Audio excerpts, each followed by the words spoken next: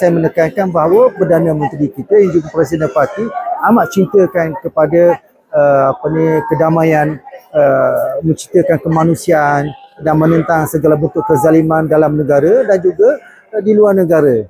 Dan ini dibuktikan apabila tidak ada negara, pemimpin negara tertinggi menelefon ahli misi melainkan Malaysia.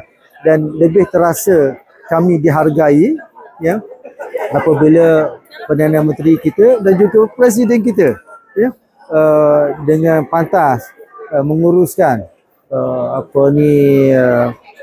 pengeluaran kami daripada penjara dan dihantar ke Istanbul. Mungkin negara lain tidak seperti Malaysia. Ini satu benda yang kita merasai bahawa kita menunjukkan satu imej yang terbaik kepada semua negara yang menyertai misi ini, bahawa Perdana Menteri, Presiden Parti amat cakna kepada warga negara, amat cakna kepada ahli MPP dan mahu memberikan yang terbaik kepada semua.